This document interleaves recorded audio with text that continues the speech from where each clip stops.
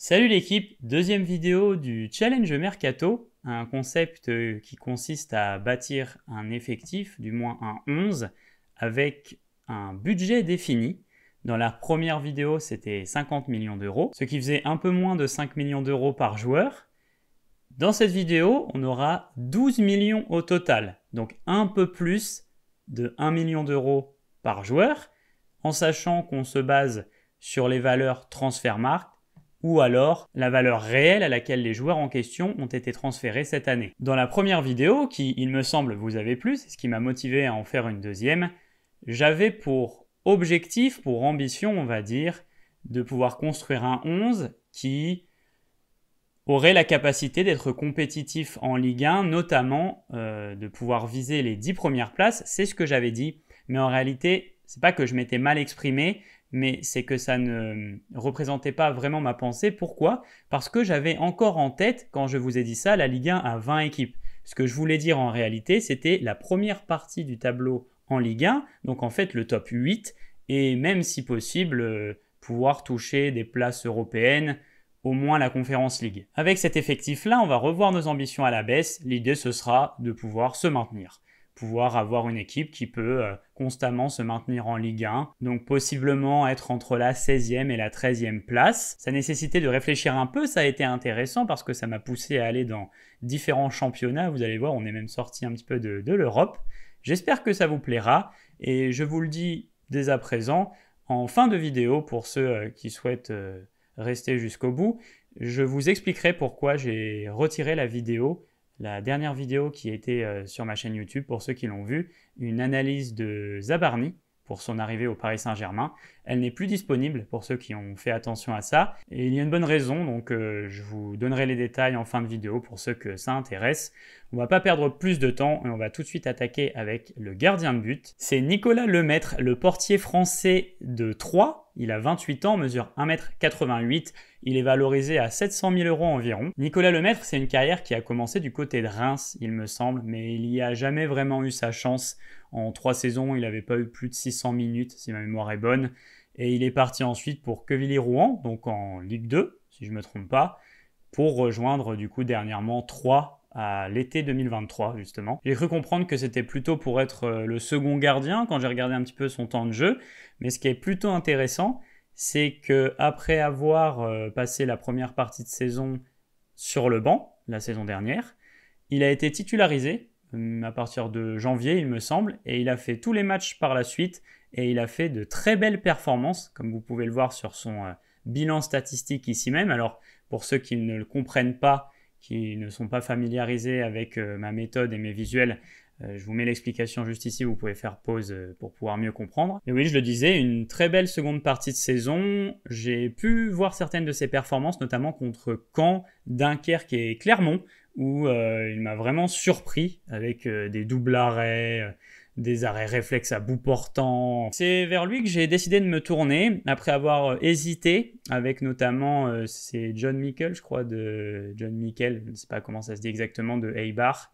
et De Wolf de Mechelen en Belgique. J'ai un peu hésité entre les trois, mais je sais pas, il y avait un petit truc romantique où je me disais le maître, voilà, c'était du coup de ce que j'ai compris le deuxième gardien de Troyes. Là, ils lui ont fait confiance sur la seconde partie de saison. Il a montré des performances vraiment très impressionnantes. Et pour une dernière pige, voilà, pour aller de ses 29 à ses, je ne sais pas, 33 ans, enfin voilà, venir dans notre club, dans notre équipe, et être titulaire indiscutable, lui donner la confiance dont il a besoin et profiter de cette belle dynamique sur laquelle il est. Vous le voyez, comme je vous le disais, dans les statistiques avancées, c'est très correct. Sur empêcher les buts, voilà, il est dans l'élite. C'est un gardien qui recevait assez peu de frappes par rencontre et de qualité plutôt faible en moyenne, mais comme je vous l'ai dit, j'ai vu des arrêts vraiment impressionnants. Il a sauvé un penalty sur 3, si je me souviens bien. Puis sinon, que ce soit sur les sorties, le jeu aérien, la capacité à éviter les sanctions, donc commettre des fautes, prendre des cartons, etc. C'est très intéressant. Et ouais, j'ai longtemps hésité, comme je vous l'ai dit, avec le portier de Eibar qui était plus jeune, de Wolf aussi. Mais je me suis dit, voilà, c'est côté un peu romantique. Je me dis, il a une carrière qui passait sous les radars, comme énormément de joueurs de foot, et finalement, avec une très belle seconde partie de saison, il est sur une super dynamique, et puis si on lui faisait confiance, si c'était notre portier, le gardien du temple de notre équipe, voilà, je ne sais pas si c'est le meilleur des trois, mais c'est avec Nicolas Lemaître qu'on partira à la guerre, et voilà, c'est lui qu'on va instaurer dans l'un des postes clés, l'un des postes les plus importants de notre effectif, puisque vous allez le voir, j'ai essayé de construire une équipe qui était notamment axée sur l'aspect défensif. Je me suis dit avec un petit budget, autant qu'on puisse avoir quand même pas mal de joueurs solides défensivement, avec un certain volume de jeu, etc.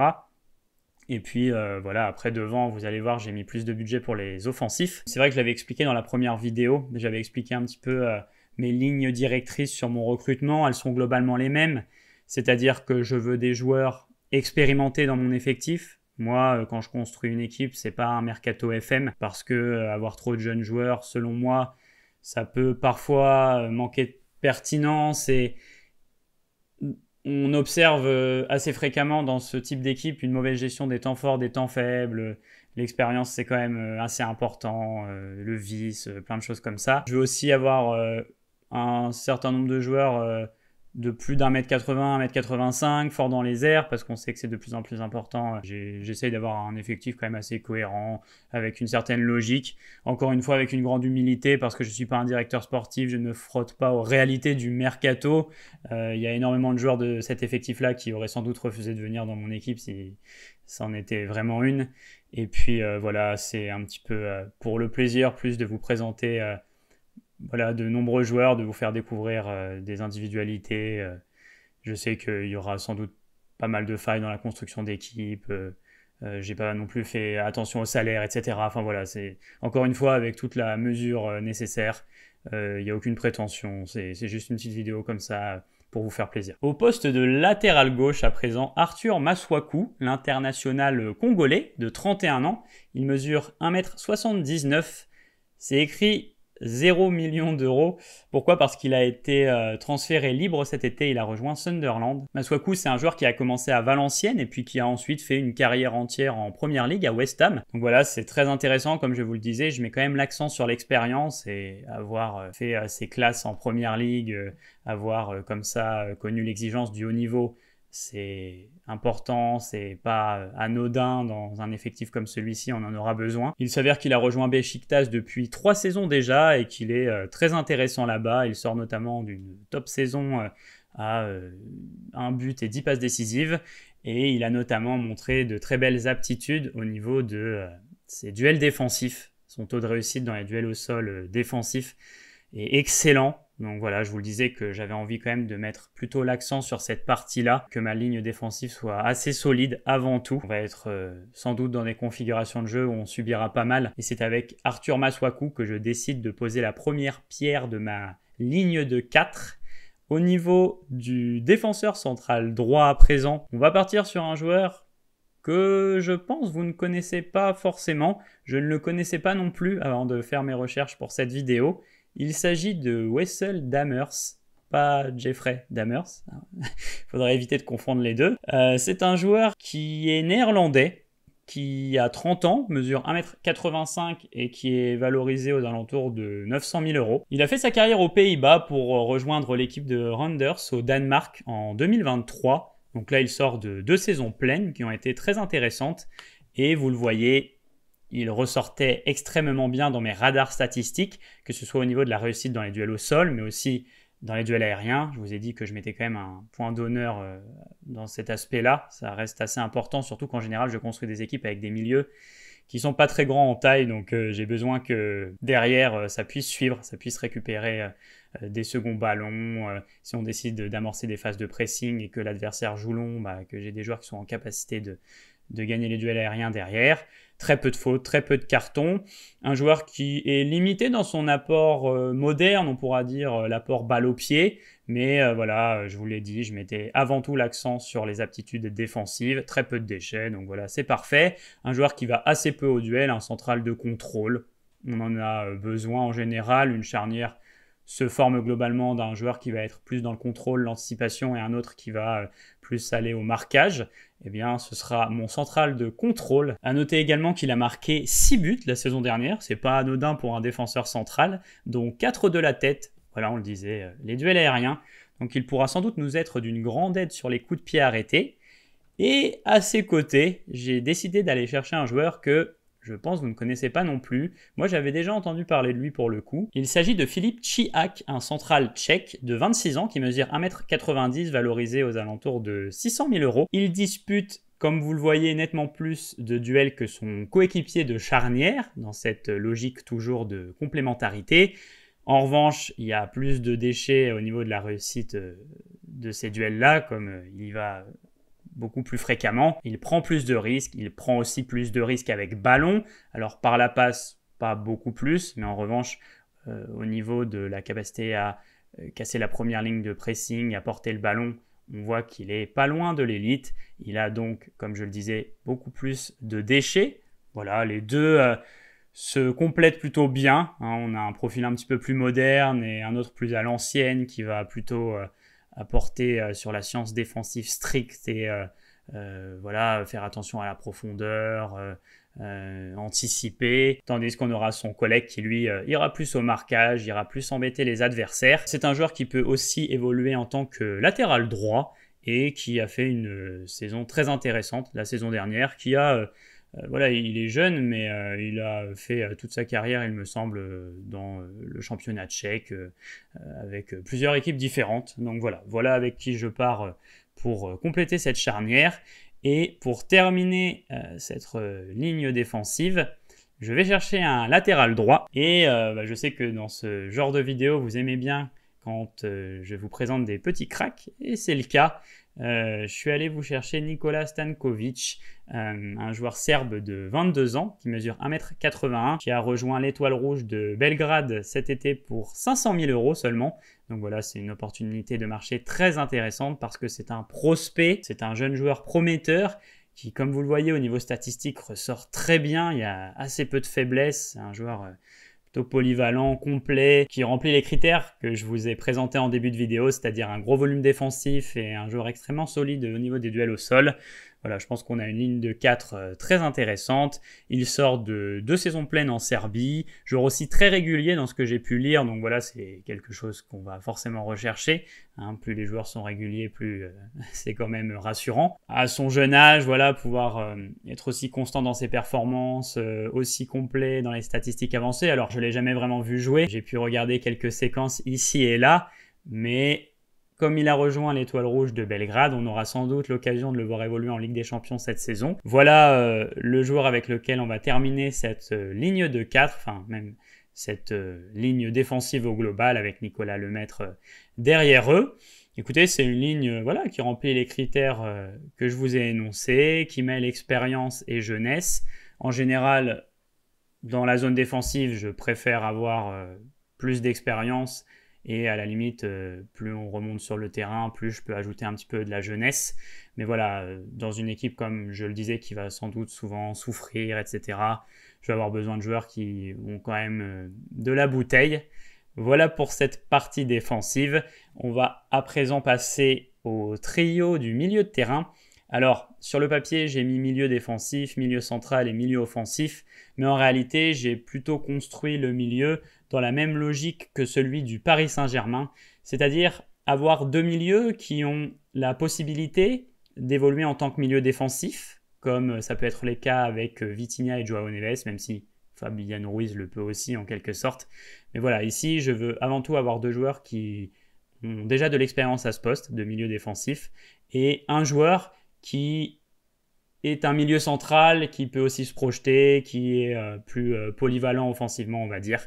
Voilà avec quelle logique j'ai essayé de construire ce trio. Et on va commencer avec celui qui, sur le papier, évoluera en tant que milieu défensif. Il s'agit de Silas Andersson, milieu danois de 21 ans, mesurant 1,90 m, qui a rejoint cette année Aken, comme vous le voyez ici, pour 1 million d'euros seulement.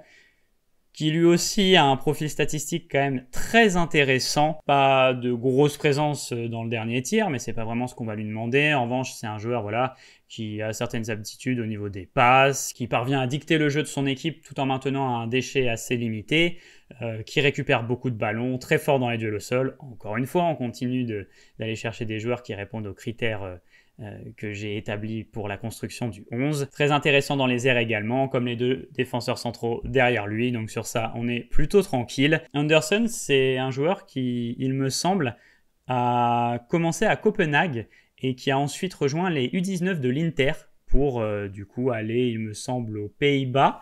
Après ça, il était en Eredivisie. Et puis, comme je vous le disais, il a rejoint la Suède, la D1 suédoise, cette année pour 1 million d'euros. Et il peut aussi évoluer en tant que défenseur central. Donc sa polyvalence pourra apporter à l'équipe quand on en aura besoin.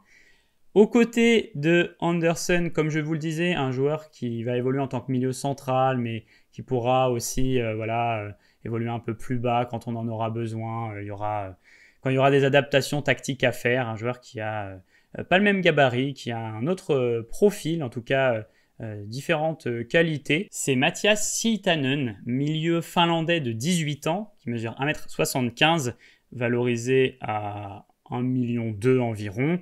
Lui aussi n'apporte pas énormément dans le dernier tiers. En revanche, par la passe, c'est un passeur assez intéressant. J'ai essayé de visionner plusieurs séquences. Il a un bon jeu long, il trouve pas mal de solutions dans le cœur du jeu. C'est plutôt un milieu de construction que de création. Pas nécessairement un joueur très percutant, très dribbleur, mais qui va maintenir un taux de déchets extrêmement faible.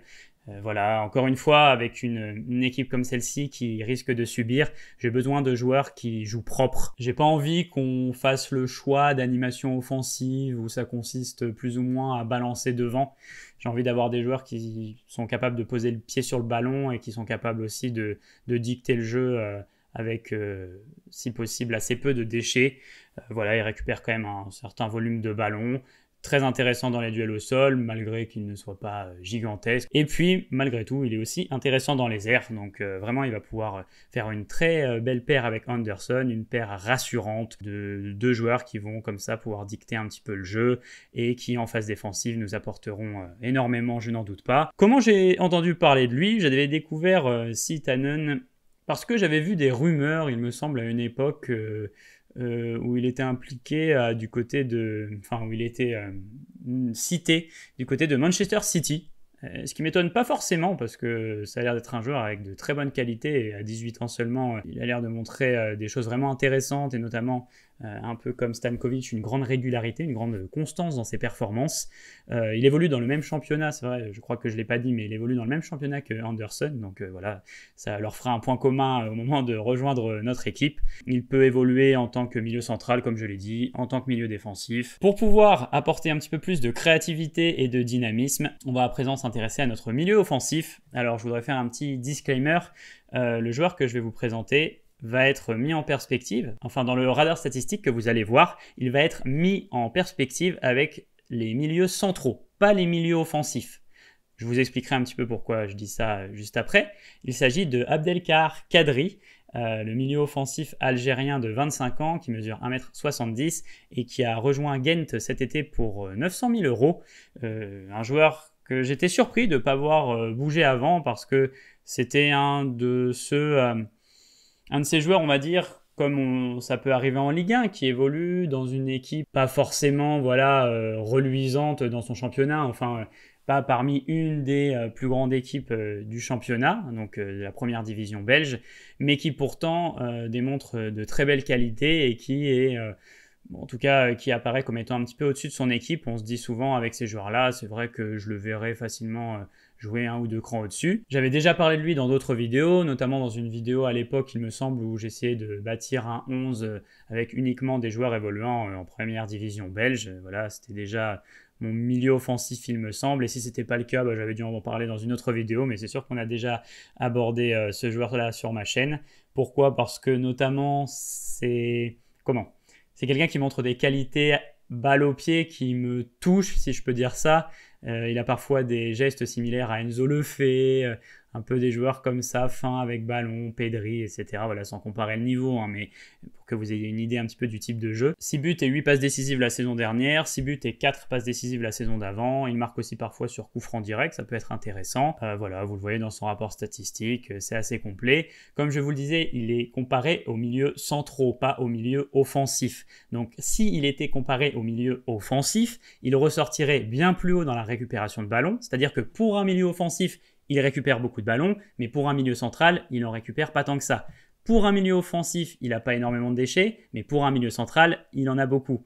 C'est toujours compliqué statistiquement pour des joueurs qui évoluent à différents postes parce que Kadri, il a autant pu jouer à milieu central que offensif que parfois même milieu défensif, il me semble. Donc voilà, encore une fois, un joueur polyvalent. Ça, voilà, dans le foot moderne, c'est toujours intéressant de pouvoir avoir des profils de joueurs qui peuvent évoluer à différents postes et quand il y a des galères, quand il y a un joueur en méforme, quelqu'un qui se blesse, etc., ça nous permet de pouvoir trouver aussi des solutions ou plus globalement dans différents schémas ou contextes tactiques par rapport à l'adversaire, etc. Donc voilà qui est le troisième joueur qui composera le milieu de terrain. Comme vous voyez, un joueur qui ressort beaucoup au niveau de la percussion et des dribbles, qui pourra apporter un peu de dynamisme et de projection vers l'avant, et son volume de but, puisque les deux autres, comme je vous le disais, sont quand même moins impliqués dans les tâches qui concernent le dernier tiers, la partie offensive pure, faire des différences dans le dernier tiers adverse.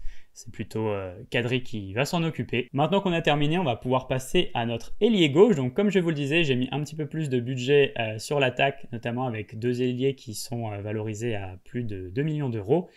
Pour notre premier joueur, il s'agit de Ewerton Pacho, 28 ans, 1m75, 2,4 millions d'euros. C'est pas sa valorisation, c'est le prix pour lequel il a été acheté par le Pyramide FC en Égypte. Donc transfert qui m'a plutôt surpris. Pourquoi? Parce que c'est un joueur qui a fait toute sa carrière, il me semble, dans le championnat tchèque et qui a rejoint en 2024 le Barik Ostrava, il me semble que ça se dit comme ça. 14 buts et 4 passes décisives pour sa première saison avec ce club et 16 buts, 4 passes décisives la saison dernière.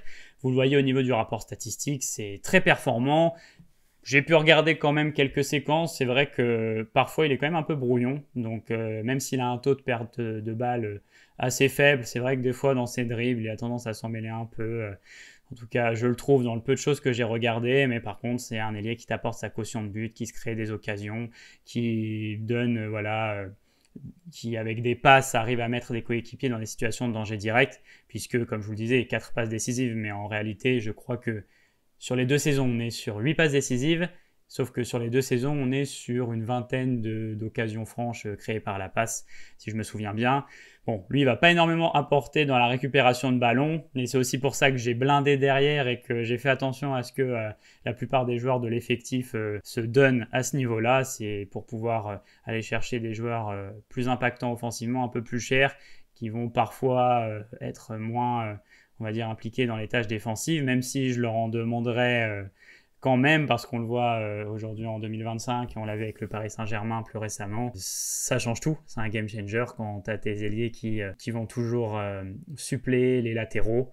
Bah forcément tu vois la différence. Donc Pacho, on te demandera un petit peu d'effort quand même, mais voilà, on va avoir une caution de but assez importante, étant donné qu'on a des milieux qui ne sont pas forcément tous très intéressants dans le dernier tiers. Maintenant, de l'autre côté, je suis allé chercher un joueur. J'ai totalement quitté l'Europe. Je suis allé chercher un joueur que j'ai découvert à la Coupe du Monde des clubs. Sinon, j'aurais jamais pensé à lui, je pense. Il s'agit de Lucas Ribeiro des Mamelodi Sundowns en Afrique du Sud. Alors Ribeiro, c'est un ailier droit de 26 ans qui mesure 1m81, qui est valorisé à 2,5 millions d'euros. Il évolue en Afrique du Sud, du coup, du côté des Mamelodi Sundowns, comme je l'ai dit, depuis 2023, mais en réalité, il avait fait une carrière en Belgique, il me semble. Et dans cette équipe, depuis qu'il les a rejoints, on va dire qu'il casse tout. En tout cas, il a des stats très intéressantes. Sa première saison là-bas, c'était 16 buts et 9 passes décisives. Et puis la saison dernière, 21 buts, 14 passes décisives. Alors vous allez me dire, certes, mais bon, ça reste le championnat sud-africain. Oui, mais comme je vous l'ai dit, je l'ai vu jouer et je l'ai découvert à la Coupe du Monde des clubs. C'était notamment, je crois, l'un des 3 meilleurs dribbleurs de la phase de groupe. Et il a marqué notamment un but très impressionnant contre Dortmund, où il est allé tout seul. En fait, il part du milieu de terrain et puis il dribble l'équipe de Dortmund pour aller marquer. N'hésitez pas à aller revoir le match pour pouvoir voir cette séquence-là. C'est très intéressant. Et effectivement, je l'ai trouvé vraiment impressionnant. Bon, il a joué que 3 matchs. On n'a pas pu le voir énormément jouer contre ces équipes-là, mais en tout cas, il a toujours pu faire des différences sur son côté. Il a toujours pu amener des occasions par la passe. Vous le voyez sur le radar statistique, c'est extrêmement fort encore une fois, avec notamment encore plus d'apports au niveau des passes, plus de déchets en revanche, mais avec plus de récupération de ballon. C'est un joueur qui peut aussi évoluer dans l'axe, en tout cas dans le demi-espace droit, un peu comme Ademola Lookman. Ce sont des ailiers qui peuvent se réaxer un petit peu, des ailiers intérieurs. Et vous verrez juste après pourquoi est-ce que je suis allé vers ce type de profil-là. Au-delà du fait que pour son prix et pour ce que j'avais vu, ça me paraissait très intéressant, puis que je voulais changer un peu. Je trouvais ça sympa d'aller un peu en dehors de l'Europe parce que je le fais rarement et de vous présenter un profil de joueur comme ça que vous connaissez peut-être pas. Voilà pour l'ailier droit. On va maintenant finir le 11 avec le dernier joueur et vous le voyez, vous avez été spoil. J'ai oublié les 3 petits points ici. Il s'agit de Tony Adamson, l'avant-centre danois de Silkeborg ou Silkeberg, quelque chose comme ça, il me semble. Il a 30 ans, il mesure 1m80, il est valorisé à 1,5 million. Il a marqué 23 buts et délivré 4 passes décisives la saison dernière pour seulement 9 grosses occasions manquées, c'est très intéressant. Cette saison a déjà commencé du côté du Danemark et il est à 6 buts et 1 passe décisive en 7 rencontres, donc il est sur une très belle dynamique. J'ai essayé de regarder pas mal de séquences parce que je trouvais sa hitmap plutôt intéressante. J'avais l'impression qu'il était un peu partout sur le terrain. Et en effet, sans le comparer à Harry Kane, mais c'est un type d'avancante qui effectivement redescend pas mal et participe au jeu. Il écarte pas mal. Il a un jeu long assez intéressant. Il peut aussi parfois trouver ses coéquipiers dans la profondeur. Je l'ai vu mettre 2-3 passes intéressantes en talonnade comme ça et mettre ses coéquipiers dans des situations de but derrière, voilà, pour combiner, etc. Ça peut être très intéressant. Et c'est pour ça que je vous disais que j'étais allé chercher Lucas Ribeiro. C'est que comme Adamson redescend pas mal sur le terrain, bah, Ribeiro pourra se réaxer et laisser, le couloir pour notre latéral, Stankovic. Voilà, j'avais oublié son nom. Laisser le couloir à Stankovic, lui se réaxer et Adamson qui redescend, qui permet aussi d'apporter encore plus de densité à notre milieu de terrain, qui passerait d'un milieu à 3 à un milieu à 4. Comme ça permettrait de le densifier et encore plus simplement ressortir les ballons. Bon, vous voyez, il ne se crée pas un volume d'occasion nécessairement très impressionnant. Mais au niveau de la finition, ça reste correct. Il marque ses buts. Il apporte, comme vous le voyez, au niveau des passes. Il apporte balle au pied. Il y a des petites contributions défensives et il reste assez intéressant dans les duels aériens. Donc voilà le dernier joueur vers qui je me suis tourné dans cette logique-là, comme je vous le disais, où il va pouvoir redescendre. Ribeiro, hop, il passe ici. Stankovic qui montre. Hop, ces 3-là qui forment une défense à 3 et puis après le milieu comme ça qui peut faire une sorte de milieu à 4, etc. Enfin après voilà, on peut faire différentes adaptations tactiques. En tout cas, voilà l'équipe que j'ai bâtie, dont je suis plutôt content. J'aime bien la plupart des profils de joueurs que j'ai pu trouver. Il y en a que j'ai pu découvrir et ça a été assez intéressant, notamment les deux ici. Ces deux joueurs-là, je pense qu'on en entendra parler dans les années à venir, surtout que ce sont des joueurs qui sont quand même assez faiblement valorisés et qui ont l'air d'être très intéressants, que ce soit dans ce qu'ils peuvent apporter tactiquement mais aussi techniquement, à voir au niveau physique, etc. Mais ouais, deux joueurs sur lesquels il faudra garder un œil, tout comme Stankovic qui, comme je vous le disais, va jouer la Ligue des Champions la saison prochaine. Donc lui, c'est sûr que je vais regarder quelques séquences de l'Étoile Rouge de Belgrade pour voir un petit peu ses performances. J'espère que cet effectif vous a plu, j'espère que vous êtes satisfait. N'hésitez pas à me dire, vous, si vous connaissez certains de ces joueurs-là, si vous les connaissez très bien, n'hésitez pas à donner un retour en commentaire, comme toujours, à me dire quelle équipe vous auriez fait, est-ce que vous auriez fait des choix différents. Attention, il faut que ça rentre dans le budget, je crois que là on est à 12,3 millions d'euros, quelque chose comme ça. En tout cas, on est à moins de 13 millions d'euros, si mes calculs sont bons. Voilà, n'hésitez pas à me donner vos retours, à donner de la force, et puis voilà, je vais pouvoir passer rapidement sur la dernière partie. Je voulais revenir, comme je vous l'ai dit en début de vidéo, sur celle de Zabarni que j'ai supprimée, pour ceux qui l'ont vu. Pourquoi est-ce que j'ai fait ça ? Eh bien, c'est vrai que c'est rare, voire ça n'était jamais arrivé qu'une de mes vidéos soit si mal comprise. Je m'explique. En réalité, c'est vrai que je l'ai pensé d'une manière assez étrange. Pour ceux qui l'ont vu, je présente au début Zabarni en accent sur un point, puisque la vidéo porte sur 2 points. Je disais que je voulais présenter un point négatif et un point positif de son jeu. Et j'axe le premier point, négatif, sur ses duels défensifs et sur le fait qu'il se soit fait dribbler un certain nombre de fois.